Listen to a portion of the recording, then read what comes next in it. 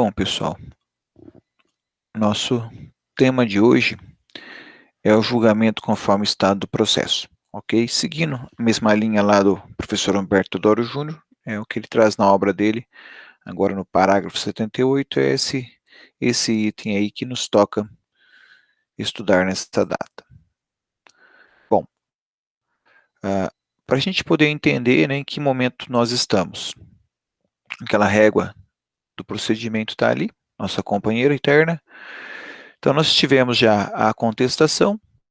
Já superamos a fase da impugnação à contestação, quando, bom, na verdade eram as providências preliminares, né, que é a possibilidade do juiz determinar o autor que especifique a prova, é a impugnação à contestação, ou é a resolução de vícios sanáveis. Eu vou direto ali à impugnação à contestação, porque é o que mais acontece, né, então eu vou sempre trabalhar essa régua aí, com as hipóteses mais costumeiras, e aqui vai realmente dando andamento ao processo, porque eu teria lá também, na contestação, eu poderia ter reconvenção, eu suprimi essa parte, ok?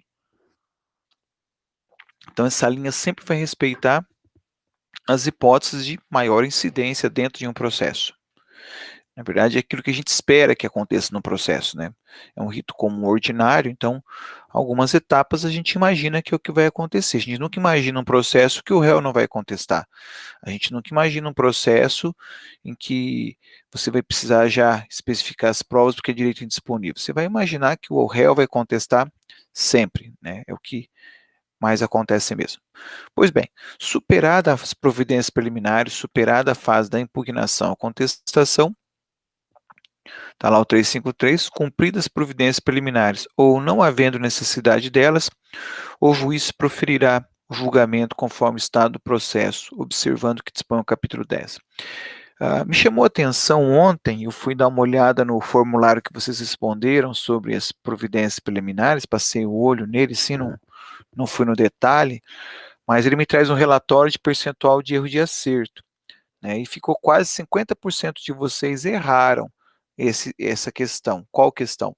As providências preliminares não são obrigatórias, elas são ah, facultativas conforme a necessidade, tá?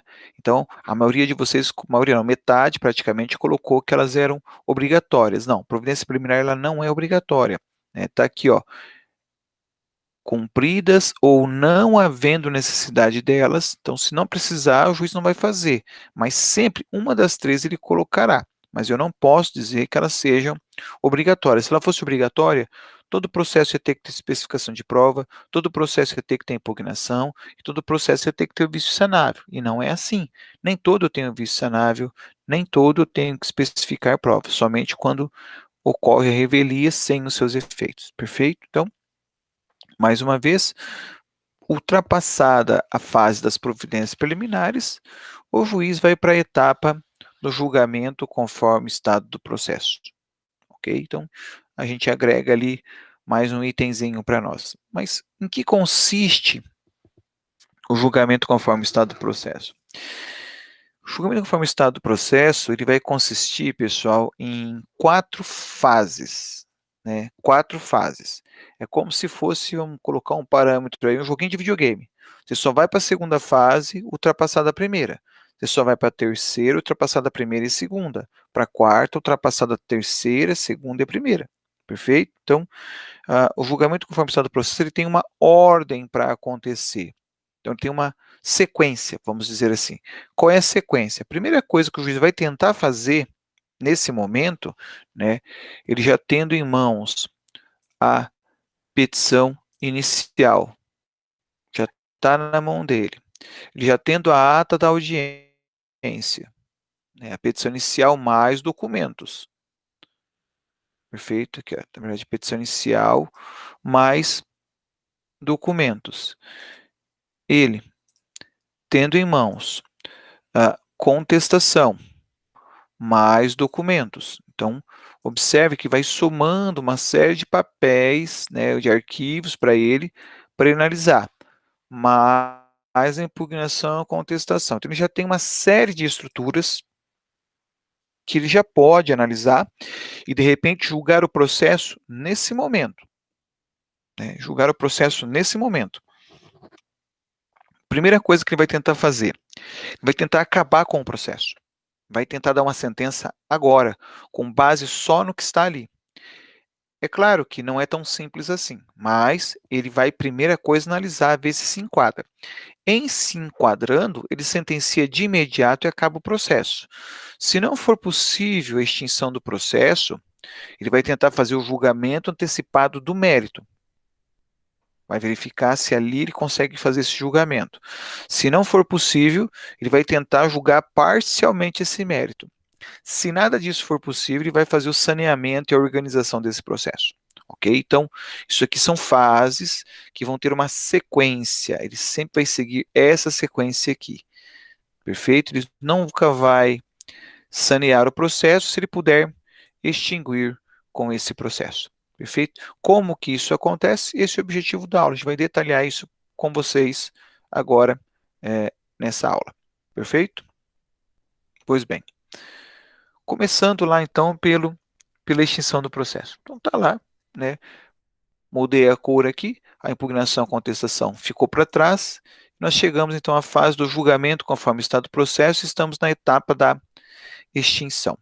Pois bem, quando a gente fala em extinção, o que vocês têm que ter em mente é que o juiz vai sentenciar. É o único ato do juiz que põe fim ao processo é a sentença. Então, ele vai tentar sentenciar esse processo. Ele vai verificar, dentro das hipóteses que a legislação traz, se ele vai poder ou não pôr fim a esse processo.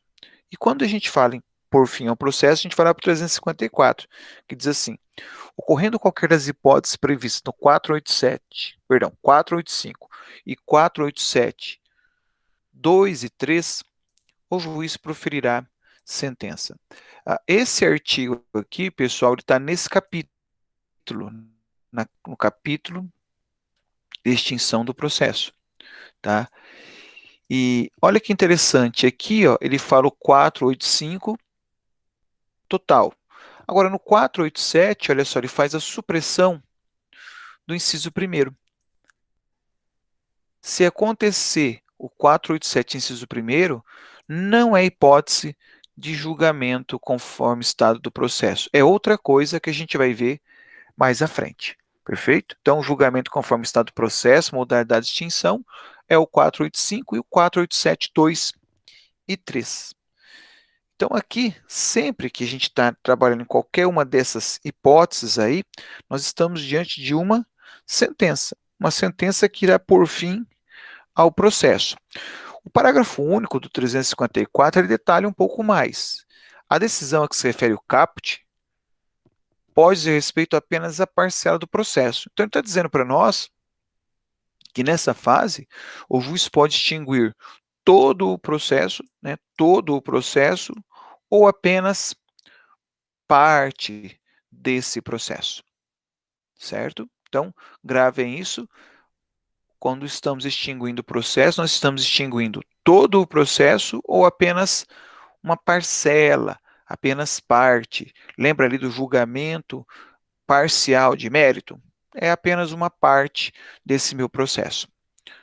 Ok? Uma segunda informação importante que esse artigo traz é a seguinte: no caso da extinção do processo, no julgamento conforme estado do processo, que é o que a gente está vendo dentro desse artigo aqui, no caso, será impugnável por agravo de instrumento. Aqui eu vou precisar de um pouquinho da atenção de vocês.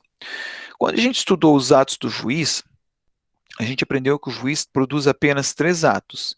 Ele produz uma sentença, ele produz uma decisão interlocutória, vamos colocar ela aqui, ele realiza os despachos. Então, são apenas esses 3 atos que o juiz coloca.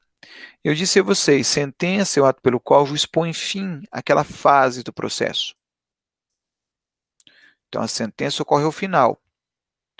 A decisão interlocutória acontece ao longo do processo, no meio, né?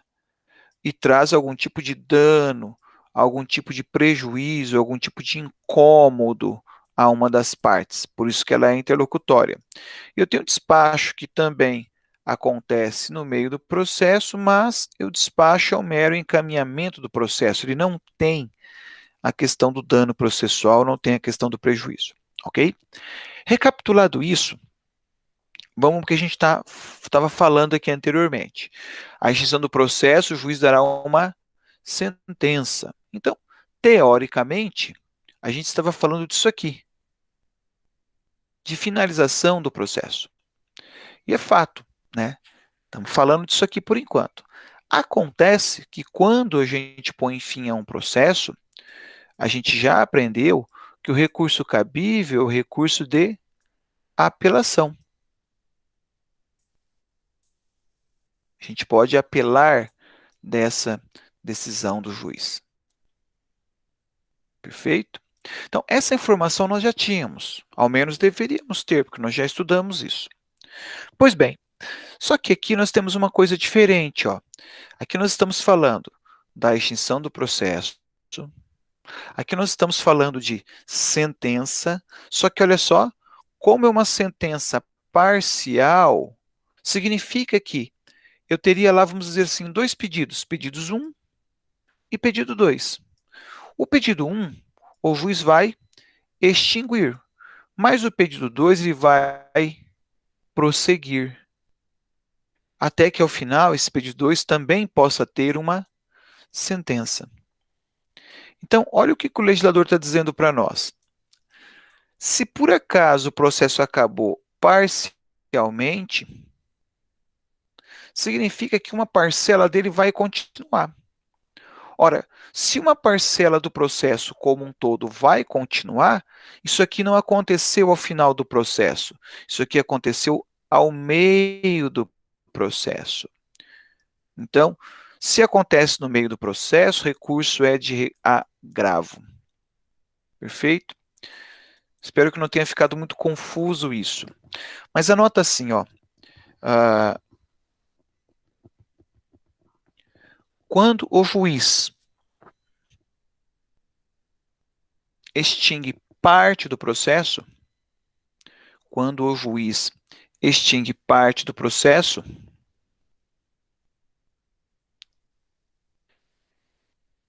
ele profere uma decisão por meio de sentença.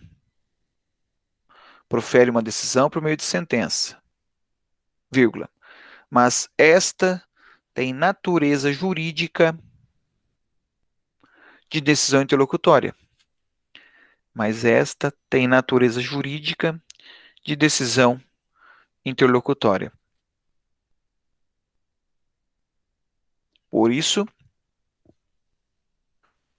o 354, parágrafo único,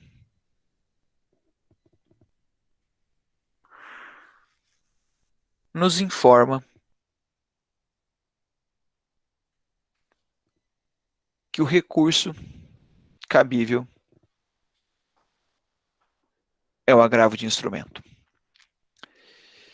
Então, perceberam a situação?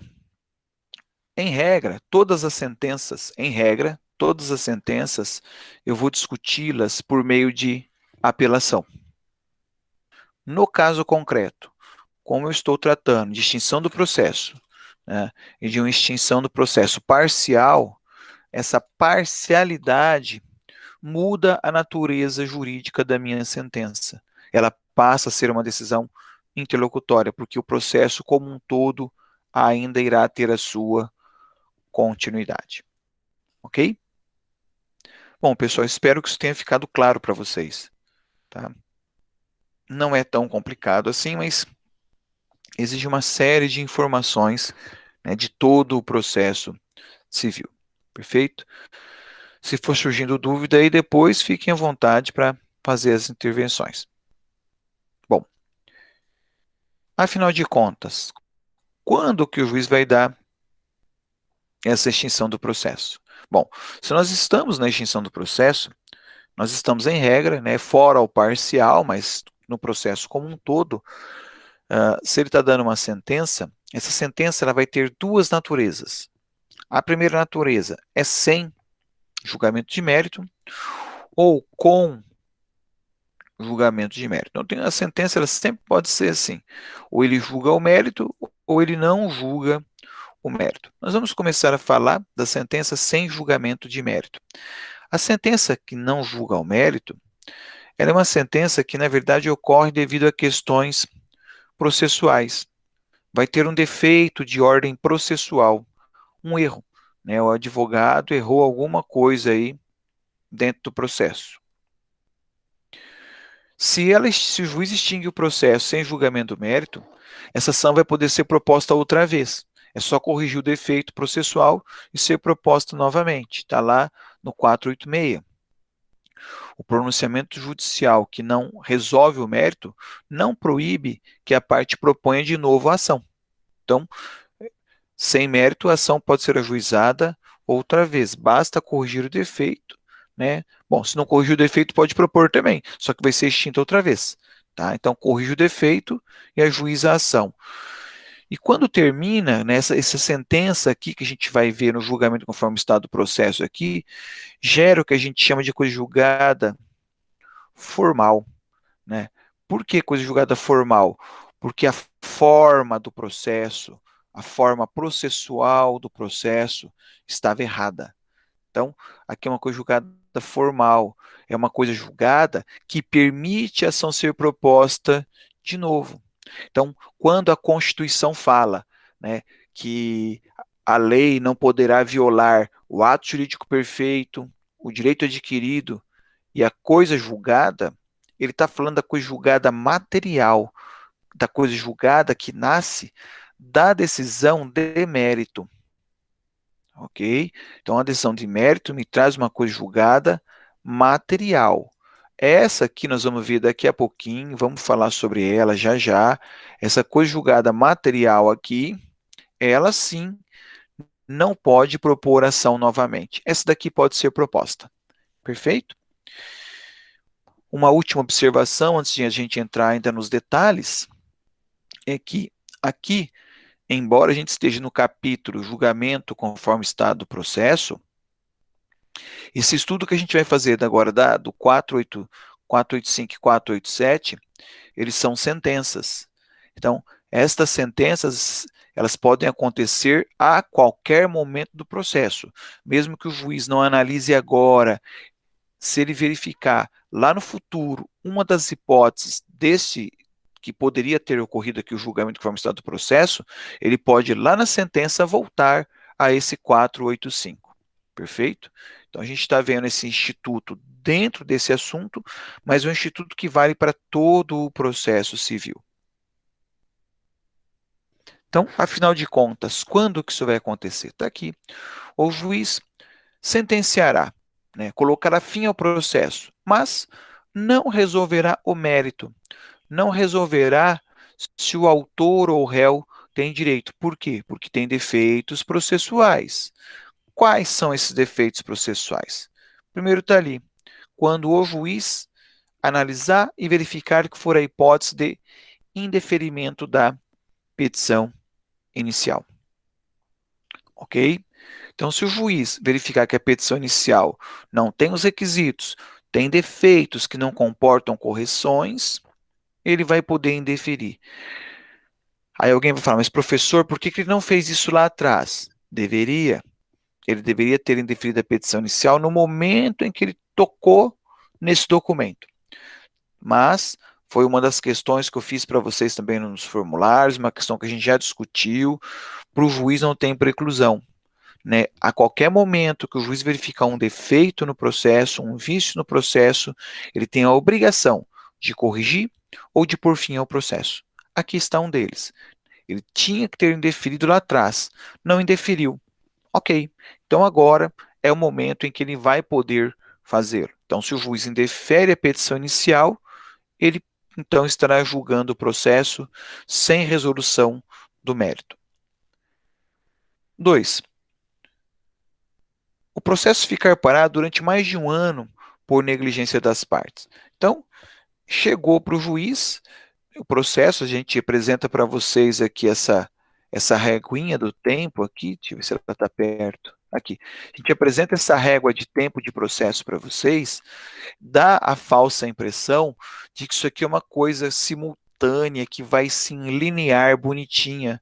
Não é verdade, pessoal. Isso aqui tem dezenas de caminhos, né? Dezenas. Nós temos um processo, minha esposa, na verdade, acompanha um processo no Juizado Especial Civil, em que ela já pediu a citação 5 vezes, ela já solicitou a citação. 5 vezes ela pediu que fosse por oficial. 5 vezes o juiz determinou que fosse feita por correio. Pois nas 5 vezes foi marcada a audiência de conciliação, que não aconteceu porque o réu não foi citado. Agora ela pediu uma 6ª vez a citação por oficial. O juiz suspendeu o processo por causa da Covid. Então, essas fases aqui, pessoal, tem N andamentos, N consequências, tá? Então não é assim linear, rapidinho, uma coisa atrás da outra, não. Isso aqui é muito bonito na explicação. Na prática, isso tem dezenas de recortes. Por conta dessas dezenas de recortes, pode acontecer sim, né, de um processo ficar parado por mais de um ano. Por exemplo, né, foi citar o réu, não achou o endereço dele, o autor pede prazo para localização do endereço do réu. Pede prazo, né? E o processo fica parado, o juiz manda se manifestar e não se manifesta, e por um ano fica lá largado, abandonado. Se o juiz verificar que o processo ficou largado e abandonado por um ano, tá lá. Ele vai chegar e vai sentenciar. Ora, se nenhuma das partes se movimentou em um ano, significa que ninguém tem interesse nesse processo, né? Houve lá o que a gente chama de abandono do processo. Perfeito? A mesma regra é essa daqui. Quando o juiz determinar, né, que o autor faça alguma coisa em 30 dias e o autor não fizer, não disser nada nesse processo. Então, essas duas situações aqui caracterizam abandono. Tá? E não pensem vocês que processo ele é marcado a abandono. É marcado, tem um reloginho lá, né? Como é um processo hoje eletrônico que bateu os 30 dias, isso aqui vai ser automático. Não, isso aqui pode ficar lá parado por muito tempo. Foi aquela discussão que nós tivemos ontem, na aula passada, em que eu acho que eu corrigi, foi na correção do questionário da aula passada, quer dizer, correção do questionário que eu fiz na aula passada, mas que diz respeito às primeiras aulas lá, em que falava do indeferimento da emenda da petição inicial. 15 dias para emendar. Não emendou em 15 dias, acabou? Não. Não emendou em 15 dias, pode emendar no 16, no 17, no 20 dias, desde que o juiz ainda não tenha extinguindo o processo, não tenha dado a sentença. Essa seria essa sentença aqui, ó, né, que seria o indeferimento da petição inicial que ele teria feito lá atrás porque a parte não emendou. Então, embora esteja marcando a lei 15 dias, se o juiz não acabar com o processo, nada impede que o autor corrija. Mas por que que a lei é tão flexível? Veja, a lei é flexível por causa disso aqui, ó. Se o juiz acabar, a parte pode corrigir e propor novamente. Então, para evitar a perda de tempo, se não pus em o processo, emenda e vida que segue. Ok? Então, como eu disse, o julgamento conforme o estado do processo, ele é uma análise do processo, e é uma análise que segue a ordem. Então, o juiz vai analisar. É o caso de indeferimento? Não. É o caso de abandono por uma ou outra hipótese? Se for, sentencia. Se não for, vai seguir analisando.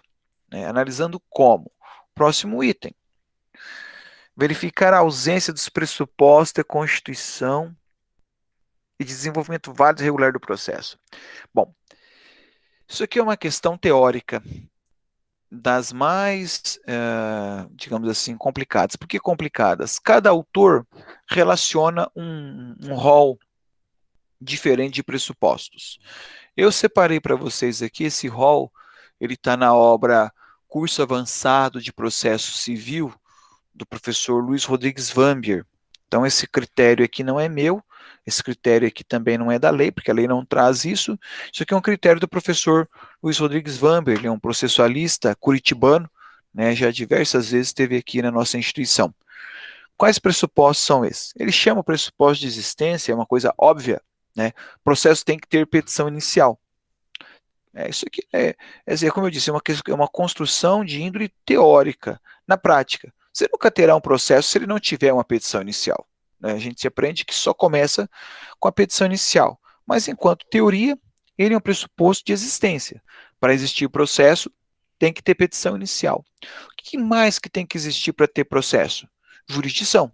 Eu tenho que ter um órgão jurisdicional, senão não vou ter processo. Outro pressuposto de validade, citação. Eu tenho que ter a citação do réu. Eu diria que dos três, talvez o mais importante seja esse. Esse aqui é fundamental. Esse aqui o juiz tem que analisar dentro do meu processo. Como é que está isso aqui, né? Capacidade postulatória. Também é importante. Eu tenho que verificar se quem está assinando aquele processo, ele é um advogado, porque só advogado tem capacidade postulatória. Perfeito? Então, o juiz vai analisando isso. Se ele perceber que falta qualquer um desses 4 itens aqui, que eles não existem, ele poderia levar o processo à sua extinção, tá? Na verdade, eu tenho um entendimento diferente do professor Luiz Rodrigues Vamber, porque quando a gente fala aqui desses pressupostos, tanto do citação e capacidade, isso aqui eu entendo não, acho que é um equívoco do professor mesmo. Quando tem diante dessas duas situações, isso aqui dá para o juiz mandar regularizar, dá para mandar sanear, dá para mandar sanar esse defeito aqui. Não iria para extinção. Mas tudo bem, estamos seguindo a ordem dele, não vou criar caso e também isso não é importante, essa distinção para nós, né? O que vocês precisam assimilar é que preenchido isso aqui, levaria a uma sentença sem resolução de mérito, tá ok? Então isso aqui é apenas para conhecimento de vocês, se você trocar o autor, ele vai dizer coisa distinta. Validade. Aqui sim, ó, petição inicial apta. Isso aqui o juiz vai analisar. Isso aqui é fundamental para ver se o processo tem validade. Se o órgão jurisdicional é competente, né, se está respeitado o juiz natural. Aqui eu também vou divergir do professor. Ora, isso aqui dá para corrigir. Isso aqui a gente aprendeu, que se o órgão for incompetente, tem que mandar para o juiz competente. Mas tudo bem, então ele trabalha isso no aspecto da teoria. Capacidade de agir e capacidade processual.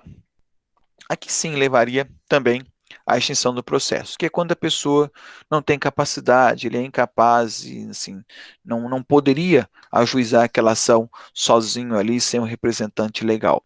Perfeito? Então, esses são os nossos pressupostos que levariam à extinção do nosso processo sem julgamento do mérito. Como eu falei, isso aqui depende de mais estudo, porque isso aqui pode variar de autor para autor que você buscar, ok? O que nos é importante aprender é que se o juiz, nesta etapa do julgamento conforme o estado do processo, na sua extinção, detectar a ausência de pressupostos, ele pode levar o processo à sua extinção, né? Para acalmar os corações desesperados aí, por ser uma questão muito polêmica, eu não trabalharia um aspecto desse em avaliação com vocês. Tá? Isso aqui é para você conhecer, mas eu não entraria numa prova discutindo essas questões com vocês, porque iria dar problema, porque é muito divergente. Então, não digo que não seja importante, você tem que conhecer, mas não se preocupem com a prova para essa questão tão polêmica aqui, tá bom?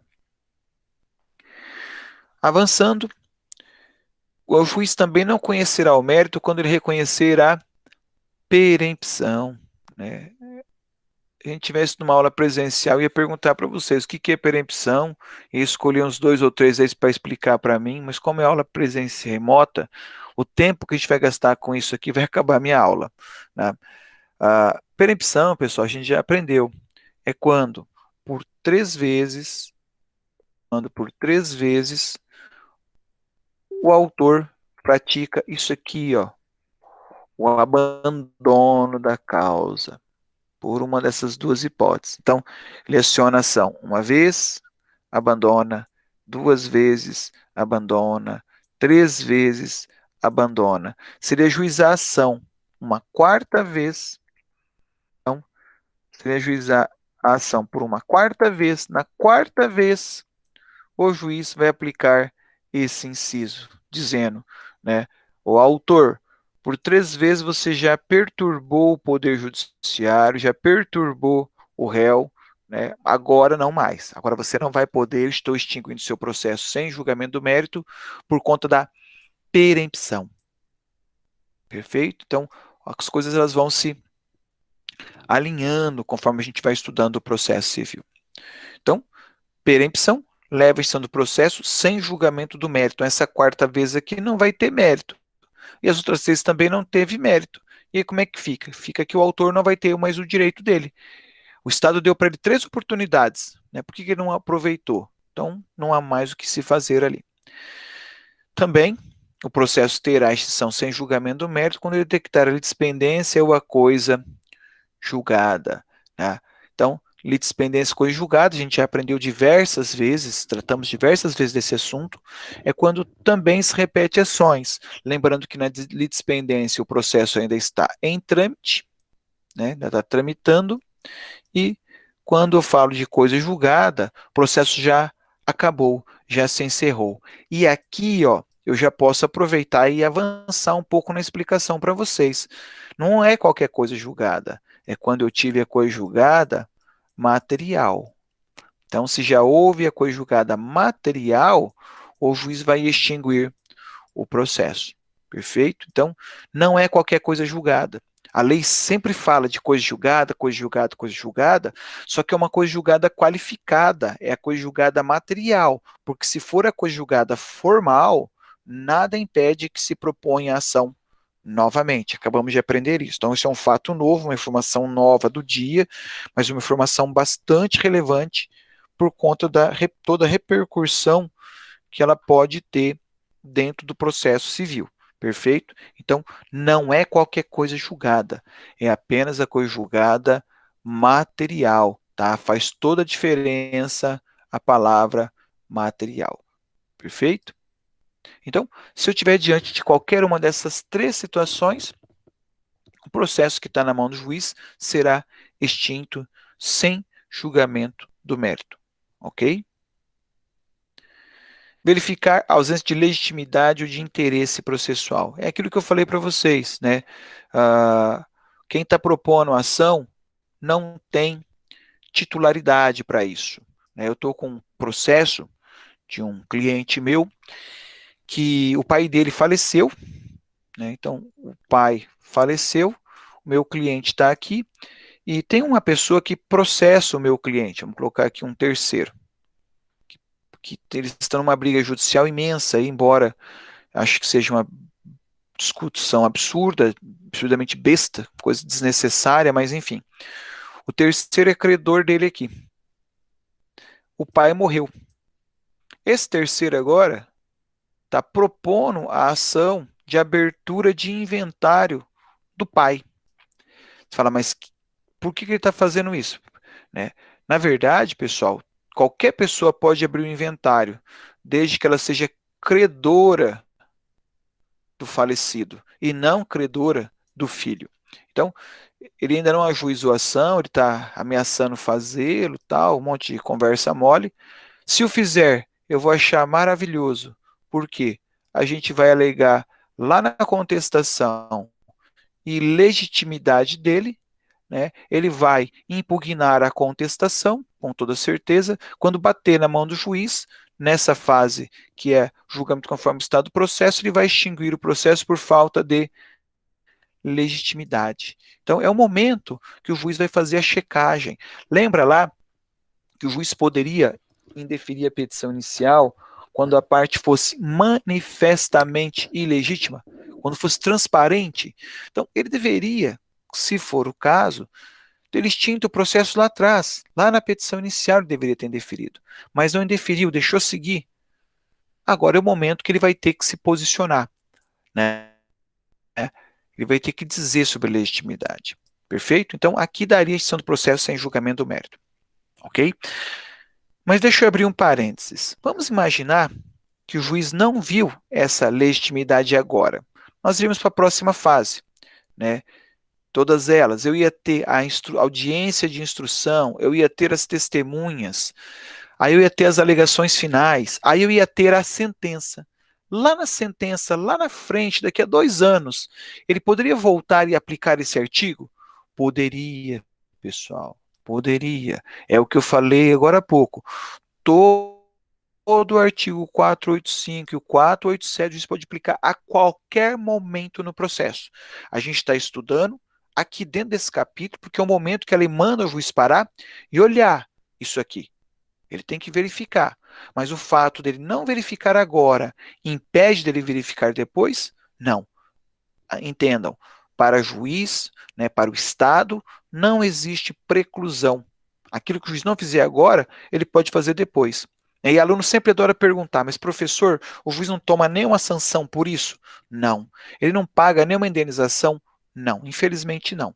Então ele faz o trabalho dele dessa forma? A regra do campeonato é essa. Então não tem o que a gente possa fazer. Se o juiz devia ter extinto o processo há 2 anos atrás, não fez, não há nenhuma sanção para ele. Porque para o Estado não existe preclusão. Perfeito? Por fim não, nesse slide aqui, quando acolher, né, a existência de convenção de arbitragem, lembra lá da arbitragem que eu aleguei na contestação? O autor fez a impugnação da contestação. Lembra que se eu não falar como preliminar de contestação, eu nunca mais vou poder alegar isso? Tá aqui, ó, chegou o momento. Se eu aleguei na contestação, foi dada a oportunidade para o autor impugnar a contestação. Agora é o momento do juiz decidir. Afinal de contas, essa convenção de arbitragem vale ou não vale? Se valer, ótimo, vai lá, né? Passa para o árbitro, tira da mão do juiz. Então, por isso que lá atrás, quando a gente estudou as preliminares, eu falei para vocês, gente, a confissão de arbitragem tem autor que classifica como dilatória e tem autor que classifica como peremptória. Os que classificam como peremptória fazem isso por conta desse inciso aqui, ó, porque aqui manda o juiz encerrar o processo. Então, lá no árbitro, teoricamente, seria outra discussão, outro início. Perfeito? Então, se houver a convenção de arbitragem, esse é o momento para o juiz pôr fim a esse processo. Concluindo aqui, nós temos que agora falar da extinção do processo com julgamento do mérito. Então, eu acabei o 485, agora eu vou para o 487. Tá lá? Ocorrendo qualquer das hipóteses previstas do 485, que nós acabamos de ver, o 487, o juiz proferirá sentença. Só que essa é uma sentença com mérito. Olha o que muda. Por óbvio, ele julga o mérito. Ele diz quem tem ou não tem razão. Nessa situação, a coisa ela não pode ser juizada novamente. Olha por quê? Porque gera coisa julgada material. Então, por 3 vezes eu destaquei para vocês isso. A coisa julgada material não vai permitir novo ajuizamento da ação. É a coisa julgada que realmente é essa coisa julgada que está na legislação. Só que, como eu destaquei lá no começo, o 487 haverá resolução do mérito quando o juiz, e tem o inciso primeiro que não está aqui. Mas por que não está aqui? Está lá. Quando o juiz acolher ou rejeitar o pedido formulado na ação ou na reconvenção. Pessoal, se quiser anotar aí, é isso, ó. O 4871, essa daqui é a sentença clássica. Quando a gente propõe uma ação e ele vai até o final, é isso aqui que a sentença vai me dizer. Ela vai acolher ou rejeitar o pedido do autor, ou o pedido da reconvenção. Então, isso aqui é sentença clássica. Isso aqui só vai acontecer depois que terminada todas as etapas processuais. Nós estamos aqui no meio ainda. Eu ainda estou no julgamento conforme o estado do processo. Eu estou na fase da extinção desse processo. Então, não é o caso de aplicação do inciso primeiro.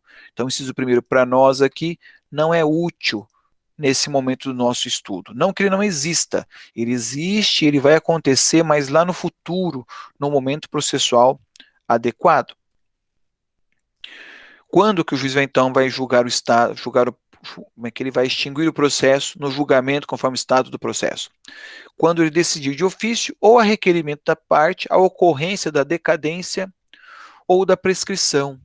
Então, isso aqui tem a ver, as duas, tem a ver com tempo, né, com lapso temporal para ajuizamento das ações. Então, eu pego, por exemplo, a ação rescisória. A ação rescisória, que é para poder rescindir uma sentença, quando ela tem um erro, alguma formalidade, existe o prazo para 2 anos para eu poder rescindir essa sentença. Se eu não fizer isso em 2 anos, não poderei mais fazê-lo. A prescrição também tem a ver com o tempo, né, que são a prescrição dos atos processuais. Então, quando eu faço uma compra e venda, tem um prazo para comprar. Tudo tem um prazo, né? Por exemplo, eu tive um cliente ontem também, que ele está com um problema que o pai dele deixou passar linhas de elétrica, esses postes, essas grandes torres que a Copel coloca no estado do Paraná, que as empresas de transmissão elétrica colocam nas propriedades, o pai dele deixou colocar nas terras, mas deixou isso acontecer há 20 anos atrás. Agora ele quer vender as terras e não consegue vender por conta dessas torres. Ele me ligou, falou: o que eu faço para resolver essa parada? Falei: nada, você não faz mais nada, porque em 20 anos já houve a prescrição. Você já não vai mais poder tirar as torres das suas terras e pior, você não vai receber nada por isso, porque o teu pai, enquanto era vivo, teve 20 anos para cobrar. Não cobrou, houve a prescrição. Então, se a gente ajuizar uma ação de cobrança contra a Copel, no caso, o juiz vai extinguir o processo porque já houve a prescrição. Então, é nesse sentido aqui que o juiz vai analisar, vai verificar se a demanda foi proposta dentro do tempo certo, ok? E ainda, ele vai julgar o mérito quando ele homologar. Homologar o quê? O reconhecimento do pedido. Lembra que eu falei para vocês lá que o réu pode reconhecer o pedido? Mas talvez o mais importante seja esse aqui, ó.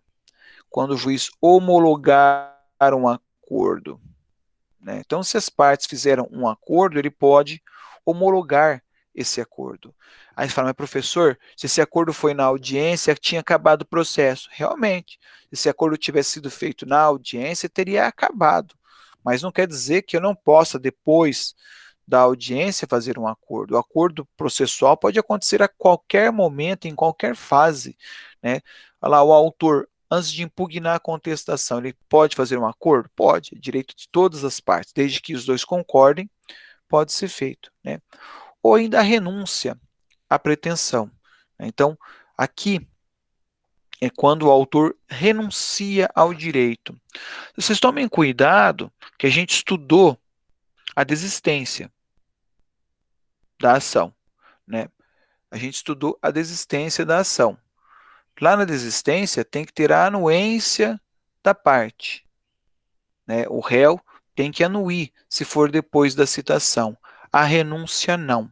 A renúncia, se quiser anotar, a renúncia o autor pode fazer a qualquer tempo.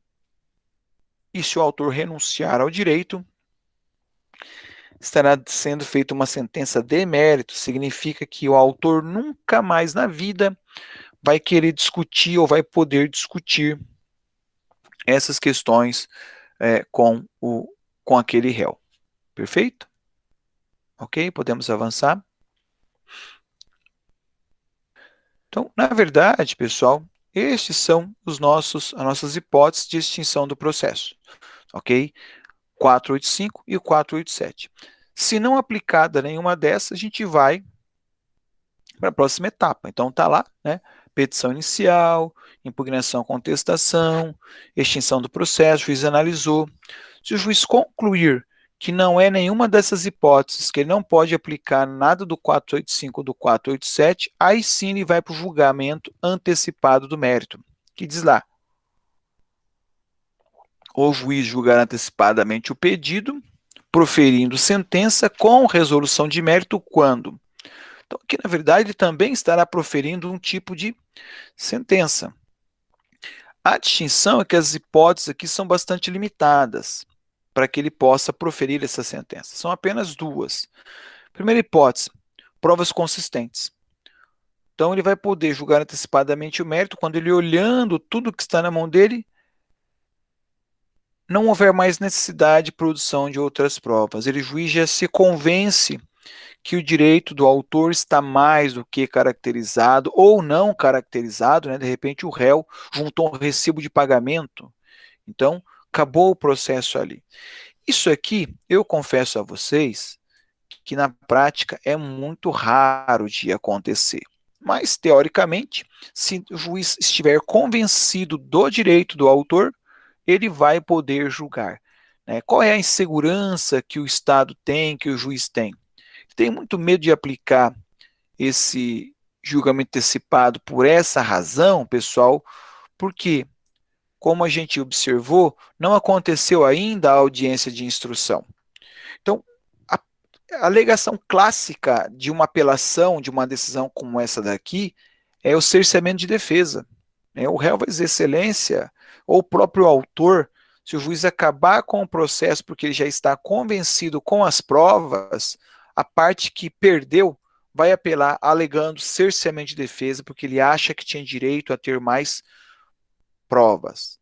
Né? Eu mesmo acompanhei um processo em que aconteceu isso.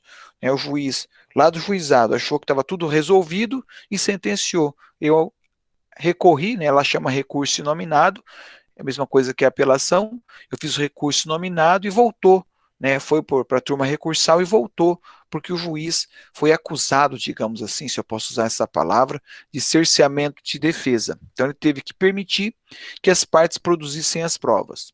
Perfeito? Então é raro de acontecer. Mas o que de fato acontece, isso aqui eu chamo muito a atenção, é essa hipótese aqui, ó. O julgamento antecipado do mérito ocorrerá quando o réu for revel e ocorrer os efeitos da revelia. Tá? E não houver produção de provas. Então, olha que interessante. Isso é importante aprender. Né? Se houver a revelia e os seus efeitos, o juiz vai acabar com o processo agora. Né? Ele vai julgar antecipadamente o mérito. Né? A distinção que eu preciso fazer para vocês, chamar a atenção de vocês, ela não erra muito isso, é o seguinte: se houve a revelia, mas não houve os efeitos da revelia, o juiz tem que mandar o autor indicar, mandar o autor especificar as suas provas. Se o processo teve revelia e teve os efeitos da revelia, a hipótese de julgamento antecipado de mérito. Ok? Então, observem que o efeito da revelia é que vai fazer toda a diferença aqui. Né? É o que vai mudar o teu processo. Então, isso aqui é importante. O efeito da revelia vai mudar o encaminhamento do processo. Se tem um efeito, julgamento antecipado do mérito. Se não tem efeito, o autor vai ter que produzir provas, o processo vai continuar. Com efeito, o processo acaba. Sem efeito, o processo segue. Ok? Então, isso aqui sim acontece, isso aqui sim está aí no dia a dia forense, no dia a dia dos processos, você encontra isso. Tá? Lembrando mais uma vez, para poder avançar, sem efeito, julgamento antecipado. Desculpa, com efeito, julgamento antecipado. Sem efeito da revelia, especificação de provas pelo autor. Ok? Basicamente é isso. Lembrando também que o julgamento antecipado do mérito, ele é uma sentença, vai por fim ao meu processo. ok? Acaba ali o nosso processo. Mas não acaba aqui, né? Tem mais coisa. Olha lá, nosso próximo assunto é o julgamento antecipado parcial. Olha que essa palavra foi agregada aqui. Essa palavra vai fazer toda a diferença. Então, estamos na mesma situação aí, ó. Não foi a hipótese de extinção do processo. Julgamento antecipado não foi a hipótese do julgamento antecipado do mérito. Agora, se nós vamos para o julgamento antecipado parcial do mérito. É quase a mesma coisa, praticamente a mesma coisa, com a diferença que, ao invés de acabar com todo o processo, acaba apenas com uma parte. Ao invés de julgar todos os pedidos, julga apenas alguns deles, ou um deles. O juiz desse artigo 356, ó, o juiz decidirá parcialmente o mérito quando um ou mais dos pedidos formulado pelas partes, formulado ou parcela deles, olha lá, era para avançar, aqui. Lembrando também que isso também será um tipo de sentença, uma sentença parcial. Isso vai ter diferença.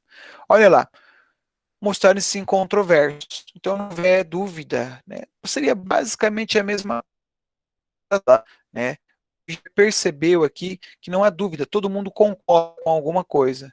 Então, se todo mundo concorda com algo, esse algo já pode ser julgado. Por exemplo, o réu, o autor, entra lá com uma dívida cobrando lá 10 mil reais de aluguel, mais as multas, né, querendo receber multa num percentual de 30%. 30%. O réu fala que deve, mas deve apenas 2%. Então, o réu reconhece que deve o aluguel, mas não reconhece a dúvida. Então, essa parte da multa aqui, do aluguel, é incontroverso. Todo mundo concorda. Então, o juiz faz o quê? Sentencia. Réu, pague os 10 mil. E o processo continua para discutir a multa, se vai ser de 30% ou de 2%. Certo? Então, nesse sentido aqui que eu posso julgar parcialmente o mérito. Algo já está resolvido. Vamos continuar a briga apenas pelo restante. Ok? Raro de acontecer também, mas está aí, se vier a acontecer, essa é a atitude do juiz, julgar parcialmente o mérito. Uma parte do processo acaba e outra parte vai continuar. Segunda, essa daqui então é mais complicada. Estiver em condições de imediato julgamento nos termos do 355, que foi agora há pouco que eu falei do julgamento antecipado, que seria lá o caso, de repente, uma revelia parcial, né, contestou uma parte do processo, mas não contestou a outra parte. Também raro de acontecer, tanto os dois aqui, né, hipótese 1 e 2 são muito raros de acontecer na prática processual, mas tem aí a previsão. O que a gente precisa chamar a atenção de vocês é que, como se trata de uma petição parcial, desculpa, de uma sentença parcial, o processo vai prosseguir, prosseguir com as demais discussões. Aqui no exemplo que eu acabei de dar, vai prosseguir na discussão da multa. Ora, se o processo vai prosseguir, volta àquela discussão que eu falei na decisão interlocutória. Então, para não ter dúvida, os 356, parágrafo 5º é claro. A decisão proferida com base neste artigo é impugnável por agravo de instrumento. Então, mesmo sendo uma sentença parcial, ela tem natureza jurídica de decisão interlocutória, por isso que ela é atacada por agravo. Ok? Bom, o que é muito importante que vocês tenham em mente? Essas fases, ó, ele começa tentando extinguir o processo, se não der certo, ele tenta julgar parcialmente o mérito, julgar antecipadamente o mérito, se não der certo, ele tenta julgar antecipadamente pelo menos parte do mérito. Nas três situações, eu vou ter uma sentença. O processo acaba total ou parcialmente, mas acaba ali. Perfeito? Em não sendo possível nenhuma destas três, eu vou para a próxima etapa, que é o saneamento e a organização do processo. Então, observem que o julgamento, conforme o estado do processo, ele é crescendo, ele vai passando pelas etapas, e é necessário que siga essas etapas. Primeiro, a extinção; segundo, o julgamento antecipado do mérito; terceiro, o julgamento antecipado parcial do mérito. Não foi possível, o juiz vai sanear. Aqui o saneamento, pessoal, ele é mais complexo. Ele vai trazer uma série de informações que, devido à peculiaridade dele, eu programei para que a gente fizesse esse estudo na próxima aula. Então, hoje, a gente vai até aqui, né, porque nós passei muita informação para vocês hoje, que vocês precisam aí processar essas informações, ler o texto, alinhar, fazer as anotações de vocês. E se eu colocar o saneamento, é mais uma bateria imensa de informação, e eu tenho medo de vocês confundirem, né? E eu tenho muito medo que vocês não compreendam o saneamento. E é importante entender essa fase do processo, ok? Então, abro aí para as perguntas. Para quem queira fazer as perguntas, fiquem à vontade.